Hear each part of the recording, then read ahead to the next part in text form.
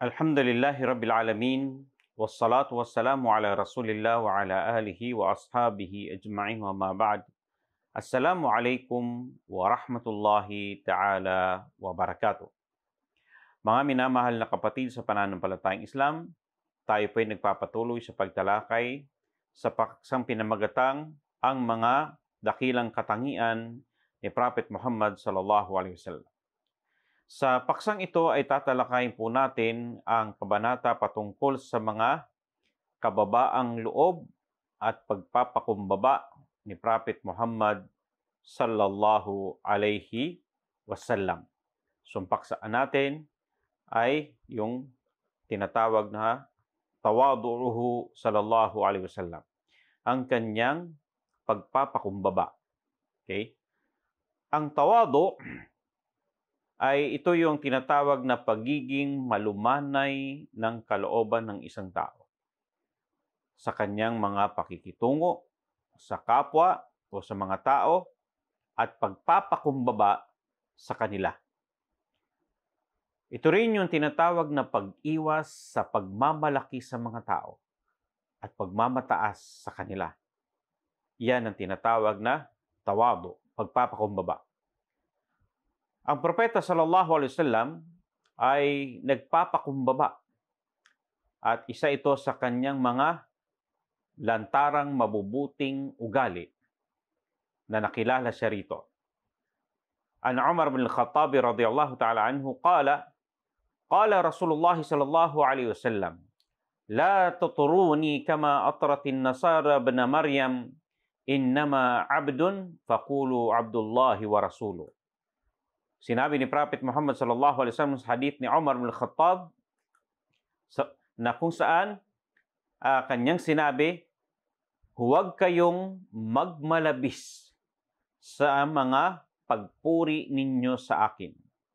Tulad na lamang ng ginagawa o ginawa ng mga Kristiyano sa anak ni Maria na ito si Jesus o si Isa alayhi salam. Na kung saan katotohanan na sila'y nagmalabis kay Isa bin Maryam, okay? Na humantong ang kanilang pagdakila, pagpuri at pagtrato kay Jesucristo na siya ay naging Diyos o tinuring nilang anak ng Diyos, nagmula sa dakilang propeta, naging anak ng Diyos at naging Diyos at itinuring nilang sinasamba. So, sabi ng propeta sallallahu alaihi wasallam, katotohanan na ako ay alipin, kung kaya tawagin niyo akong alipin ni Allah at sugo niya. So, ano ang ituturing natin kay Prophet Muhammad sallallahu alaihi wasallam? Ang utos niya sa atin ay tawagin natin siya sa pagiging alipin niya kay Allah at sugo ni Allah subhanahu wa ta'ala. Ang mga Kristiyano, tulad ng sinabi natin kanina, na sila ay nagmalabis sa pagpuri kay Propeta Isa alayhi salam. Na humantong ito sa tinatawag na shirk, sa pagiging Diyos, tinuring nilang Diyos at tinuring din nila iba sa kanila na anak ng Diyos.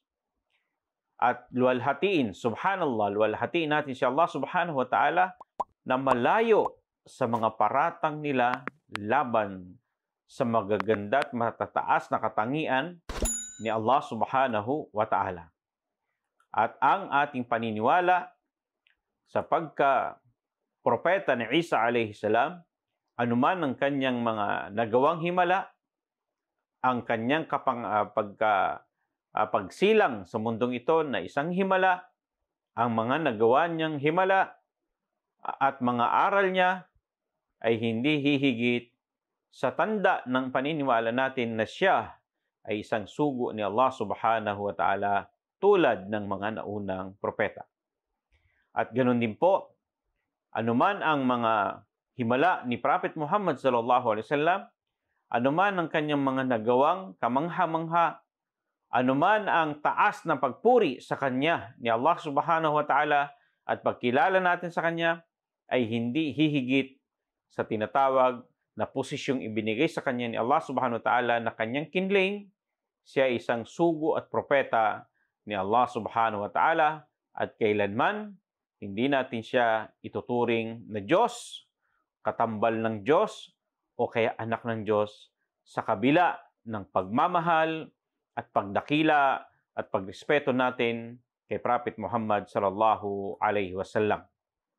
So anuman ang mga paratang na iba kay Allah subhanahu wa ta'ala na siya nagkaanak o nagkataong tao, iyan ay malayo sa kanyang mga katangian, malayo sa kanyang pagka-Diyos at pagka-Panginoon. Dahil doon, mariing ipinagbabawal sa Islam na magbigay ng mga tinatawag na katangi-tanging para lamang sa Panginoon ay turing natin ito sa tinatawag na kanyang mga nilikha, maging ito man ay mga propeta o mga anghel. Dahil ang ating Panginoon ay nag-iisa lamang sa kanyang mga katangian. Nag-iisa lamang siya sa kanyang pagka-Diyos. Nag-iisa lamang siya sa kanyang pagka-Panginoon. So anuman ang mga itinatambal ng iba na pagturing nila sa mga dakilang propeta na sila ay mga anak ng Diyos o kaya mga Diyos din, iyan ay mga mali at huwad na paratang at hindi kailanman yan magiging katanggap-tanggap kay Allah subhanahu wa ta'ala. Natatangi lamang ang ilan sa mga katangian ng pagka-Diyos ni Allah subhanahu wa ta'ala sa Kanya na nag-iisang Diyos na karapat-dapat sambahin. Okay? At ibigay natin kung ano ang nararapat kay Prophet Muhammad sallallahu alaihi wasallam na kanyang tinanggap na siya isang dakilang propeta at sugo ni Allah.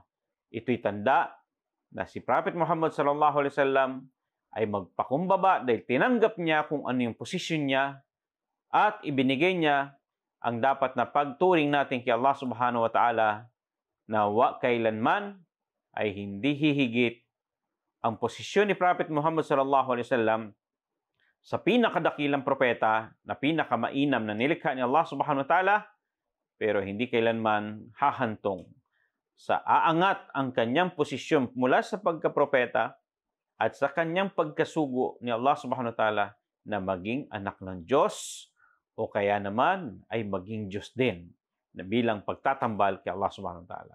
Kaya anuman yung mga katangian na ginagawa lang natin sa Panginoon ay hindi natin kailanman ibibigay sa propeta. So si Prophet Muhammad sallallahu alaihi wasallam ay kilalang mapagkumbaba at kilalang tinatanggap niya ang kanyang posisyon bilang isang propeta at sugo ni Allah subhanahu wa ta'ala at hindi hihigit doon.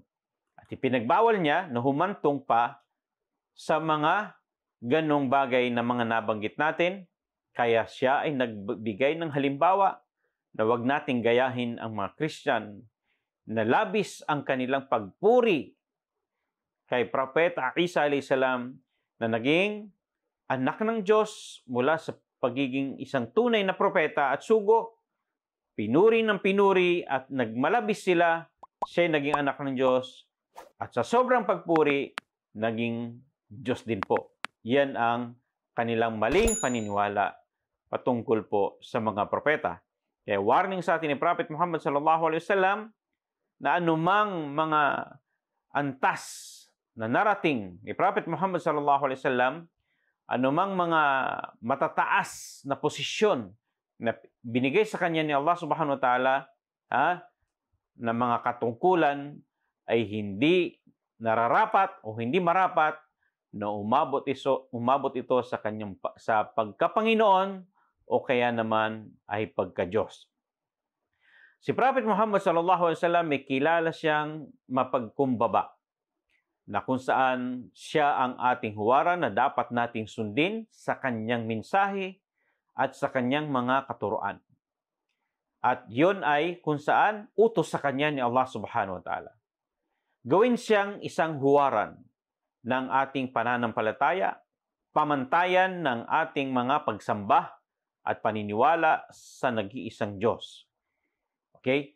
Yan ang dapat na gamitin natin sa pagka-propeta ni Prophet Muhammad sallallahu alaihi wasallam. Dahil siya ay sugo ni Allah subhanahu wa ta'ala, kaya ituring natin siyang sugo lamang ni Allah subhanahu wa ta'ala. May isang babae sa Madina na dumating kay Prophet Muhammad sallallahu alaihi wasallam at kinausap ang propeta at nagsabi siyang kailangan niya na makausap dahil may pangangailangan siya kay Prophet Muhammad sallallahu alaihi wasallam. Sa pagpapakumbaba ng propeta ay para bagang ang babaeng ito ay saan ba niya kakausapin ng propeta, saang lugar. Sabi ng propeta sallallahu alaihi wasallam sa isang babae, mamili ka na kung saan mo gusto sa lugar ng Madina, sa buong Madina, kung saan ka komportable, pupuntahan kita, uupuan kita at kakausapin kita. Yan ang isa sa mga tanda ng tinatawag na pagpapakumbaba ni Prophet Muhammad sallallahu alaihi wasallam, na kung saan kaya niyang umupo kung kahit saan, at hindi niya na iparamdam sa kanyang mga kausap na siya ay nasa mataas na posisyon. Bagkos, sinabi niya sa isang babae, pumili ka na kung saan ka komportableng uupo sa lugar sa buong Madina, sa Madina. Dahil pupuntahan kita, uupuan kita at kakausapin kita. Uupo ko kung saan ka umupo at kakausapin kita. Subhanallah. Yan ang sugo ni Allah sallallahu alaihi wasallam. So, ang propeta sallallahu alaihi wasallam ay bumibisita sa may sakit. Yan ang kanyang pagpapakumbaba. Pumupunta sa mga may namatay, o mga namatayan, hanggang sa ito ay may libing. Sumasakay siya ng asno. Okay? Alam natin ang asno na isa ito sa mga mababang uri na sinasakyan noon ng mga tao na ginagamit nila hanggang sa ngayon. Tumutugon siya sa mga tinatawag na imbitasyon o mga paanyaya. Maging ito man na nag-anyaya sa kanya ay isang alipin. Okay? Hindi malaya, isang alipin. Pag inanyaya nila si Prophet Muhammad sallallahu alaihi wasallam, ay tumutugon siya sa kahit sinong nag-anyaya sa kanya. Yan ang tanda ng pagiging pagpapakumbaba ni Prophet Muhammad sallallahu alaihi wasallam, na meron tayong napulot sa maiksing pagpapaliwanag na ito patungkol sa kanyang pagpapakumbaba. Hanggang sa muli. Wa akhiru da'wana alhamdulillahi rabbil alamin. Wassalamu alaikum warahmatullahi wabarakatuh.